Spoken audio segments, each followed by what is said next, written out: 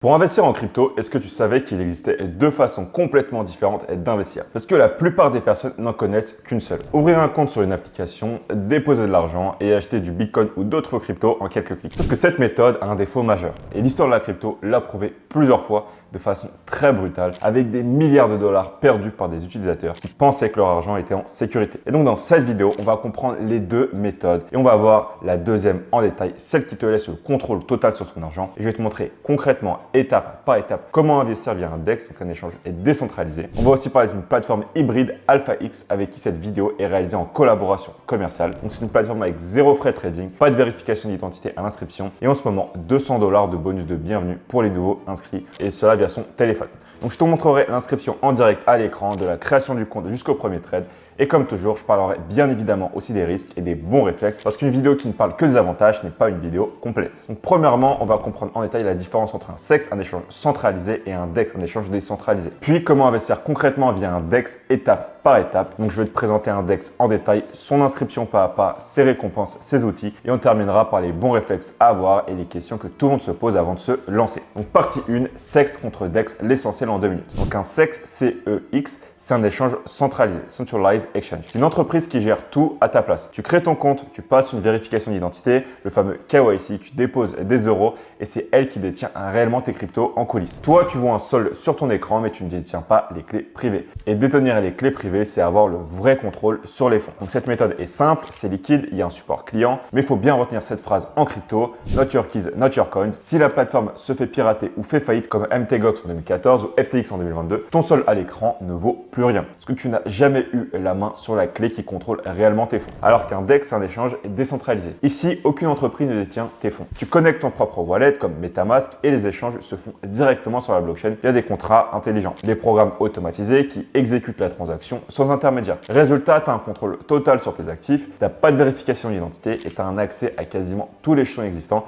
y compris les plus récents. Et la contrepartie, c'est que la responsabilité repose entièrement sur toi. Si tu perds ta phrase de récupération, personne ne peut t'aider. Il faut aussi apprendre à gérer les frais de réseau, les gas fees et aussi faire attention au slippage. C'est l'écart entre le prix affiché et le prix réellement obtenu sur les jetons peut échanger. Donc voilà un peu les éléments théoriques. Maintenant, tu as un peu les deux modèles en tête. Maintenant, on va passer à la pratique parce que c'est là que tout se joue. Donc, partie 2, comment investir concrètement via un DEX étape par étape. Donc d'abord, il faut installer et sécuriser ton wallet. Donc la première étape, tu vas installer un wallet non custodial. Ça veut dire un portefeuille dont tu es le seul détenteur des clés. Donc tu télécharges l'application et l'extension navigateur comme MetaMask. Tu choisis un mot de passe local pour déverrouiller l'application sur ton appareil et le wallet va générer automatiquement une adresse et une phrase de récupération propre à toi. À ce stade, tu n'as aucune information personnelle qui t'est demandée, ni email, ni nom, ni pièce d'identité. Un wallet, contrairement à ce que le mot laisse penser, ne stocke pas physiquement tes cryptos. Il conserve tes clés privées et te permet de signer les transactions toi-même. Tes cryptos, elles, vivent sur la blockchain et ton wallet est simplement la télécommande qui permet de les déplacer. Deuxième étape, tu notes précieusement ta phrase de récupération. Généralement 12 ou 24 mots et tu ne la partages avec absolument personne, jamais sous aucun prétexte. Cette phrase, c'est littéralement la clé de tout. Elle permet de reconstruire ton wallet et d'accéder à des fonds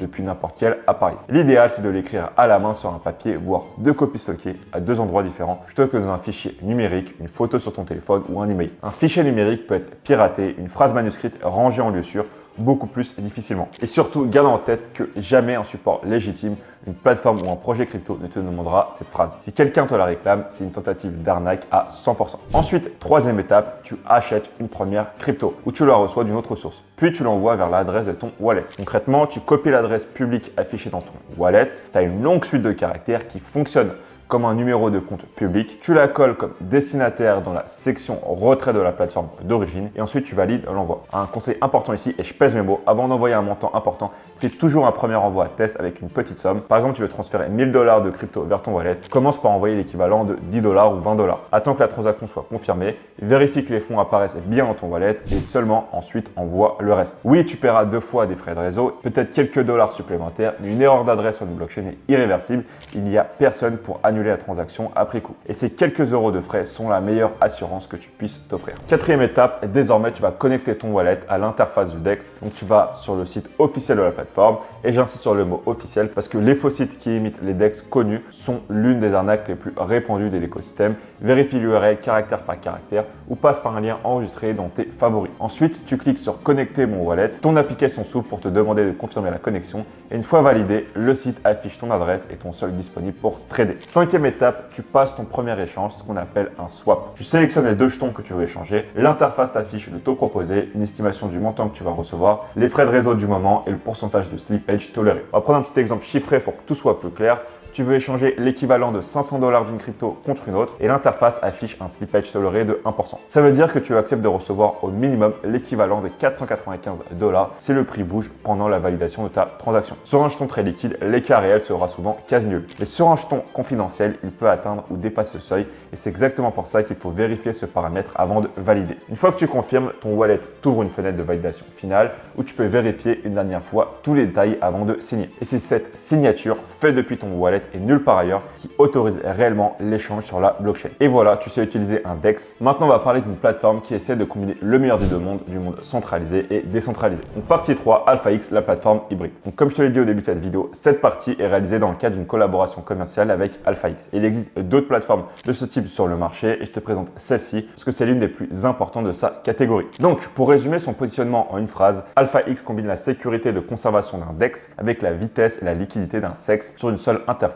qui regroupe la crypto au comptant, les futures, mais aussi les actions, les indices et le pétrole. Donc, tes actifs sont conservés on-chain, un système proche de ce qu'offre un DEX en manière de contrôle, là où un SEX classique garde tout dans ses propres coffres. Mais l'exécution des ordres, elle, a la rapidité et la profondeur d'un marché d'un SEX, qui te garantit d'entrer et de sortir d'une position rapidement, sans mauvaise surprise sur le prix. Et côté diversité, là où un DEX classique se limite aux jetons d'une blockchain donnée, ici tu retrouves plusieurs classes d'actifs sur le même écran, du spot crypto, des futures, c'est-à-dire des contrats qui te permettent de te positionner sur la hausse ou la baisse d'un prix sans détenir l'actif, mais aussi des actions, des indices boursiers, mais aussi des matières premières. Et sur la majorité des plateformes classiques, chaque trade te coûte un pourcentage, souvent invisible au moment où tu cliques, mais qui s'accumule et grignote du coup ta performance réelle sur la durée. On va prendre un exemple chiffré générique. Imaginons une plateforme qui facture 0,2% par ordre, un niveau courant sur le marché. Tu trades 1000 $, ça te coûte 2 $ à l'achat et 2 $ à la revente, soit 4 $ par aller-retour. Si tu fais 50 allers-retours dans l'année, ce sont 200 $ de frais, soit 20% de ton capital de départ, parti en friction avant même de parler de performance. Et AlphaX annonce 0 frais dans quasiment toutes les configurations. 0 frais maker et 0 frais taker.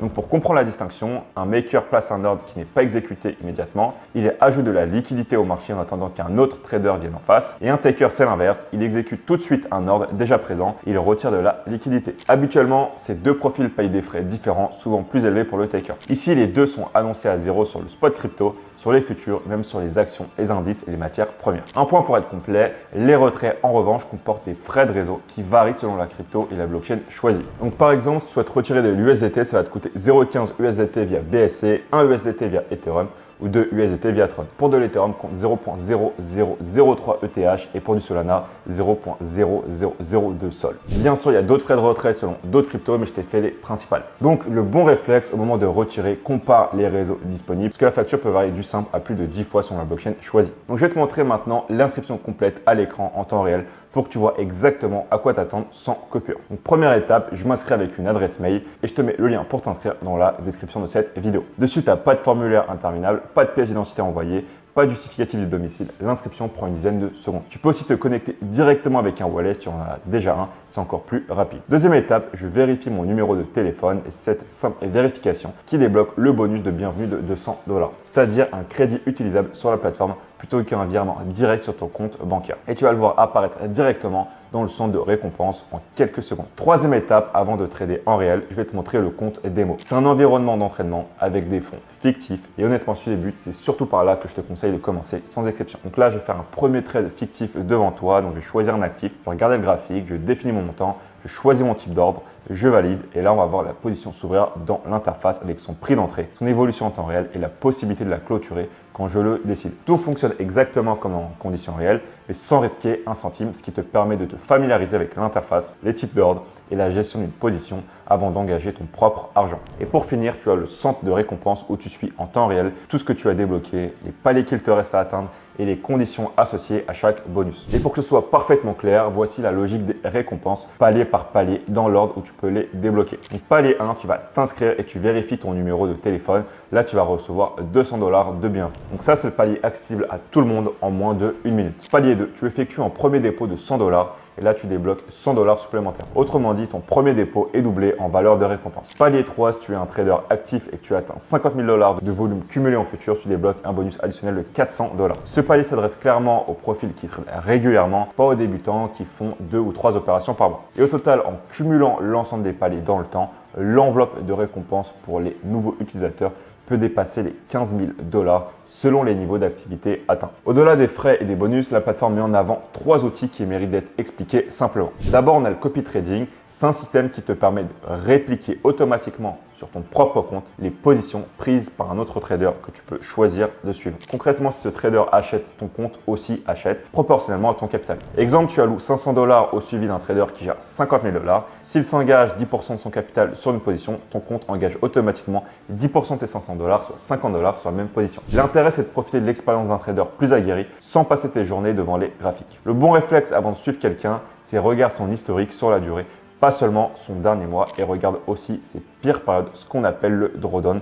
Parce que copier un trader, c'est copier ses pertes autant que ses gains. Tu as aussi les bots de trading automatisés. Ça va être des programmes qui exécutent une stratégie prédéfinie à ta place sans que tu aies besoin de surveiller les prix en permanence. Par exemple, un bot peut acheter automatiquement à intervalles réguliers ou placer des ordres échelonnés entre 2 niveaux de prix. Bref, c'est un outil de discipline plus qu'un outil magique. Le bot applique la stratégie que tu lui donnes et ne la rend pas gagnante par lui-même. Et enfin, tu as un système de rendement annoncé jusqu'à 5% par an sur les fonds exprimés en APY. C'est le rendement annualisé qui tient en compte les intérêts composés. Par exemple, tu as 10 000 $ laissés sur la plateforme pendant un an à ce taux représenterait environ 500 $ de rendement. La particularité mise en avant, c'est que ce rendement s'appliquerait non seulement à ton argent disponible, mais aussi à tes ordres en attente et à ta marge active en position. Là où habituellement, seuls les fonds non engagés génèrent un rendement. Maintenant, partie 4, les risques et les bons réflexes avant de se lancer. Donc, avant de te lancer, 3 réflexes à garder en tête parce que zéro frais ne veut pas dire zéro risque. 1. L'absence de KYC simplifie l'inscription, mais elle signifie aussi que la plateforme n'offre pas les protections les plus fortes. Donc, le bon réflexe ne dépose que ce que tu peux te permettre de perdre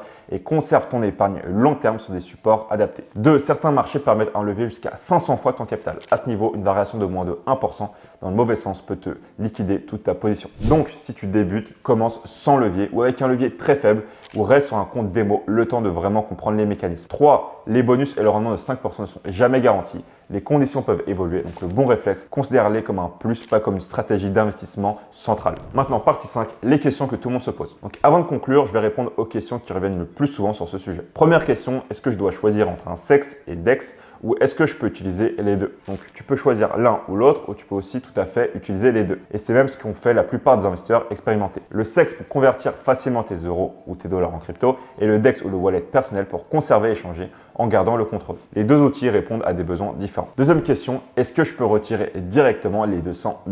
Donc ces 200 $, c'est un crédit utilisable sur la plateforme, pas un virement sur ton compte bancaire. Il sert à trader et les conditions d'utilisation sont détaillées dans le centre de récompense. Donc le bon réflexe, toujours lire ces conditions avant de compter dessus. Troisième question, combien faut-il pour commencer? Techniquement, quelques dizaines d'euros ou de dollars suffisent. C'est d'ailleurs comme ça que je te conseille de démarrer petit à petit, un petit montant, même le compte démo, le temps de comprendre l'interface, les types d'ordre et ton propre comportement face aux variations de prix. Le montant, tu l'augmenteras plus tard quand les mécanismes seront devenus des réflexes pour toi. Quatrième question, est-ce que le copy trading ou les robots de trading garantissent de gagner? Non, il faut se méfier de quiconque va te dire le contraire. Tu vas répliquer les décisions d'un humain ou d'un bot avec des bonnes séries et des mauvaises. C'est des outils pour t'aider, pour peut-être aller un peu plus vite, mais c'est jamais une garantie de performance. Donc on arrive à la fin de cette vidéo. On a vu ensemble les deux grandes façons d'investir en crypto, les échanges centralisés et les échanges décentralisés, comment utiliser un DEX concrètement étape par étape, du wallet jusqu'au premier swap et où se situe une plateforme hybride comme AlphaX dans ce paysage avec zéro frais maker et taker, une inscription sans KYC en quelques secondes,